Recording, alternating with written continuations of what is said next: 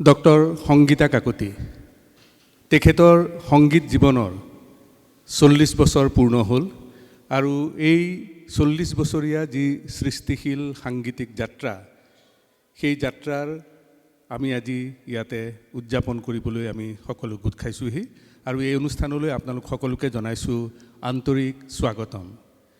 আমি অনুষ্ঠানৰ মাজলৈ যোৱাৰ আগতে এখন সৰু গ্ৰন্থ আমি উন্মোচন কৰিব বিচাৰিছোঁ।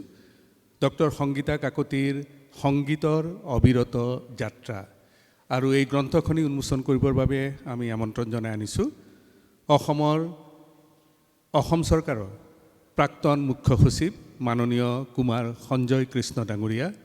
মই তেখেতক মঞ্চলৈ আহিবলৈ অনুৰোধ জনাইছোঁ।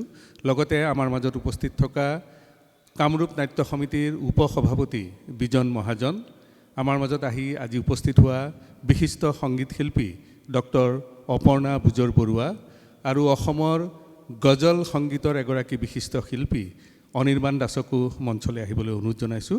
এখেতসকলে একেলগে এই গ্ৰন্থখনি উন্মোচন কৰিব। মই ৰাজীৱ প্ৰকাশ বৰুৱাক তেখেতসকলক মঞ্চলৈ আগবঢ়াই আনিবলৈ অনুৰোধ জনাইছোঁ।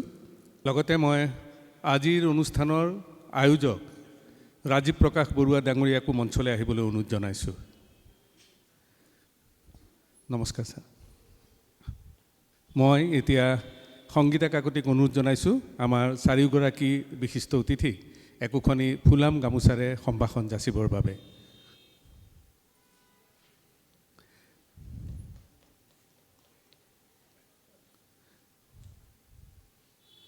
প্ৰথমেই কুমাৰ সঞ্জয় কৃষ্ণ ডাঙৰীয়া, এয়া ডক্টৰ অপৰ্ণা বুজৰ বৰুৱা,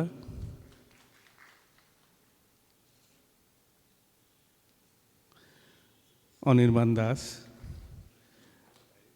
আৰু এয়া বিজন মহাজন। আটাইকেইগৰাকী বিশিষ্ট অতিথিয়ে এই গ্ৰন্থখনি এতিয়া উন্মোচন কৰিব। ডক্টৰ সংগীতা কাকতিৰ সংগীতৰ অবিৰত যাত্ৰা।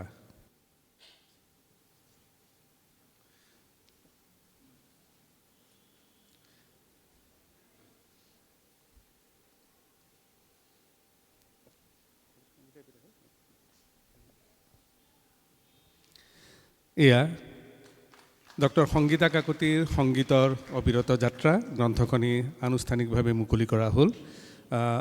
মই এতিয়া আমাৰ মাজত উপস্থিত থকা মাননীয় সঞ্জয় কৃষ্ণ ডাঙৰীয়াক দুআষাৰ ক'বলৈ অনুৰোধ জনাইছোঁ। আজি সভাত উপস্থিত সকলোকে মই নমস্কাৰ জনাইছোঁ। সংগীতা কাকতিৰ 40 বছৰ সংগীতৰ জগতত থকা কমপ্লিট হ'ল আৰু সেইকাৰণে মই তেখেতক অভিনন্দন জনাইছোঁ আৰু মই আশা কৰিছোঁ যে অহা বছৰবিলাকতো তেখেতে আমাৰ সংগীতৰ জগতখনত আগবঢ়াই আহিব পাৰিব। তেখেতৰ সংগীতৰ যি ক্ৰিয়েটিভিটি সেইটো আমি সকলোৱে জানো আৰু মই আশা কৰিছোঁ যে আমি সকলোৱে তেখেতৰ সংগীতৰ পৰা আমি আনন্দ উপভোগ কৰিবলৈ সক্ষম হ'ম আগৰ দৰে এতিয়াও। মই উপস্থিত সকলোকে আজি মই অতি আনন্দিত যে সংগীতা মোৰ ছাত্ৰী আছিল, সেইকাৰণে আৰু বেছি আনন্দিত। ছাত্ৰীৰ যেতিয়া কিবা ভাল হয় শিক্ষাগুৰুৱে আটাইতকৈ আনন্দ পায় বেছি। গতিকে মই আজি সঁচাই বৰ আনন্দিত সংগীতাই যে 40টা বছৰ অতিক্ৰম কৰিলে তেওঁৰ সংগীত জীৱনৰ। গতিকে তেওঁক মই মোৰ অভিনন্দন জনাইছোঁ আৰু তেওঁৰ যাতে ভৱিষ্যতে এইদৰেই তেওঁৰ সুৰীয়া কণ্ঠৰে সকলোকে যাতে আপ্লুত কৰিব পাৰে, আনন্দিত কৰিব পাৰে, তাৰ বাবে মোৰ আন্তৰিক শুভেচ্ছা জ্ঞাপন কৰিছোঁ। নমস্কাৰ। প্ৰথমেই মই আজি সংগীতা কাকতিক অশেষ ধন্যবাদ অভিনন্দন জনাইছোঁ। আজি 40 বছৰ তেওঁ কমপ্লিট কৰিলে আৰু সুদূৰ ভৱিষ্যতে তেখেতৰ পৰা নতুন বহু গীত বা বহু সৃষ্টি শুনিব পাম বুলি আশা কৰিলোঁ। বিশেষ নকওঁ, এইখিনিয়ে কৈছোঁ। Thank you. সংগীত আৰু নাটপ্ৰেমী ৰাইজ, কথাত কথা যায়, কথাত বতা পায়। মই যে কথা ক'ব চান্স পাম ভাবাই নাছিলোঁ। কিয় মাতি দিলে, এতিয়া কি ক'ব লাগে উগুল থুগুল লাগিছে। খালি যিখন পত্ৰৰে আমাক নিমন্ত্ৰণ কৰিলে তাত কেইটামান কথা বৰ ধুনীয়া। সুৰীয়া সন্ধিয়া সংগীতা কিবা কিবি লিখিছে, তাৰ লগতে লিখিছে গীত নাচ আৰু মাতৰ সন্ধিয়া। গীতৰ মই ব্যাকৰণো আমি নাজানো, নাচৰো নাজানো, এতিয়া সেইকাৰণে মাতেৰে সংলগ্ন হ'বলৈ পাই অত্যন্ত আনন্দিত। 40 বছৰ যে গীত গালে সংগীতাই ভাবিবই পৰা নাছিলোঁ।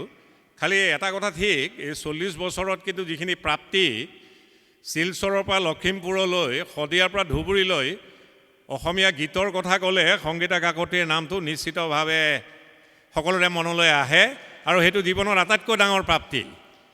আৰু আহি থকা দিনবিলাকত 40টা বছৰে পাৰ হৈছে, আৰু বহুদিন গান গাব লাগিব, আৰু গানৰ যিখন ভঁৰাল অসমীয়াৰ নিশ্চিতভাৱে তাক আৰু চহকী কৰি থৈ যাব লাগিব। এটা পুৰণি কথা আছে যে সংগীতা কাকতি নিশ্চিতভাৱে 100-200 বছৰ আৰু জীয়াই থাকক, গীত গাই যাক, গানৰ ভঁৰাল চহকী কৰক।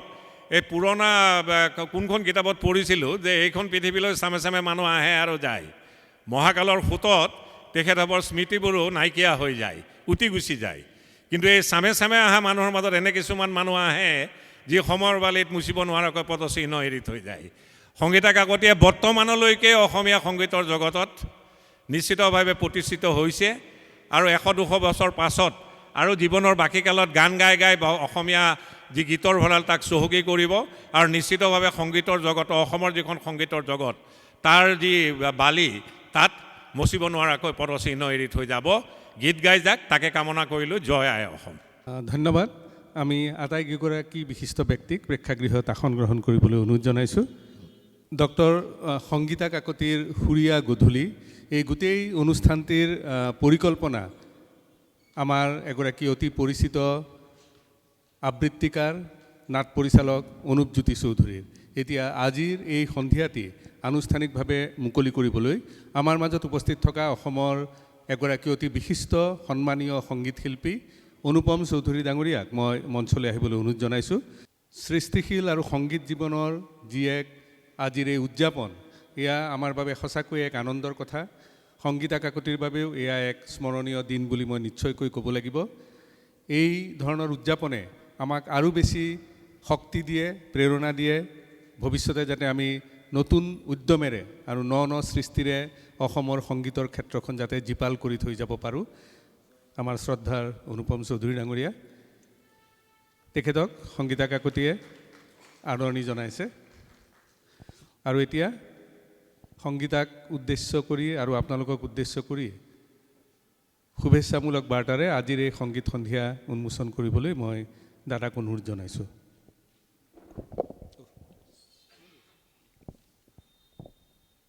শুভ সন্ধ্যা, নমস্কাৰ সুধীবৃন্দ।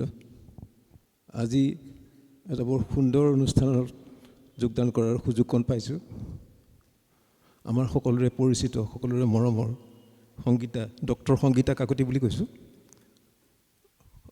সংগীত জীৱনৰ 40 বছৰ পূৰ্ণ কৰিলে। আজি বহুত দিনৰ আগৰ কথা এটা মনত পৰিছে মোৰ।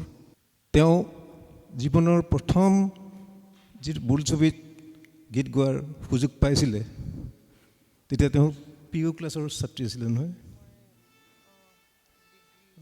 ডিগ্ৰী। আচ্ছা, তেতিয়াই তেওঁ সেই চান্স পাইছিলে।